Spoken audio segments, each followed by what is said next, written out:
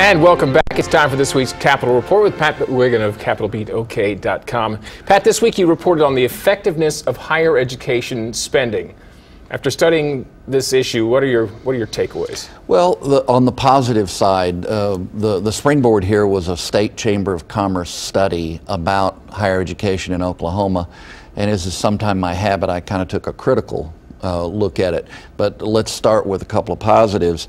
Most of the graduates of public universities and colleges in Oklahoma, the graduates, are staying in Oklahoma. And in fact, they're staying for a good length of time on the average, and of course that means some stay for good. The other part of this is that people with a college degree do earn higher incomes over the course of their career. None of those pieces of information are particularly startling, but there they are on the upside from my perspective. I did look at one of the assertions in the study done for the Chamber touting higher ed was that for every dollar spent in taxpayer money, there's a $4.72 economic churn. That kind of caught my eye because it's really high.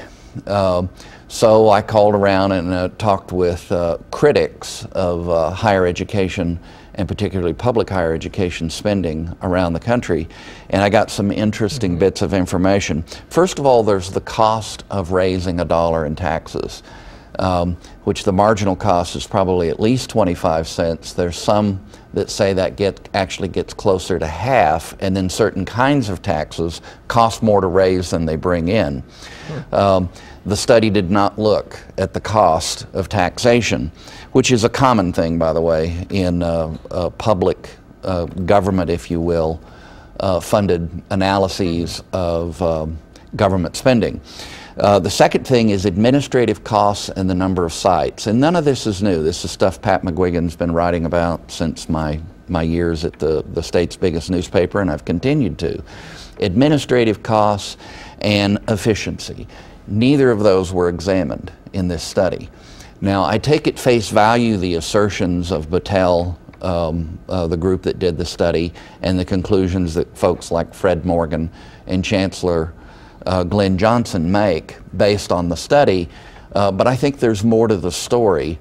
And in particular, when you get to the efficiency and the number of sites, it's a mirror of the argument over the number of school districts in Oklahoma, which is very high proportionately compared to states of similar size.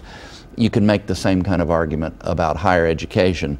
So it's a very interesting study. I just encourage people to go to the website CapitalBeatOK.com or go to the higher ed website and check out for themselves their conclusions, but then also look at some of the criticisms that I raised. Let's turn to a different subject, and of course this week the country experienced tragedy in Boston. I'd like to get your thoughts on this as you know, we reflect on our own tragedy, the bombing in Oklahoma City. Yeah, of course we were both active at the time those things happened, and I've never forgotten the day and a half, 2 or 3 days that followed. I didn't have personal losses like many people in the community, but I had ancillary losses, secondary losses, people I knew at the Federal Employees Credit Union in particular.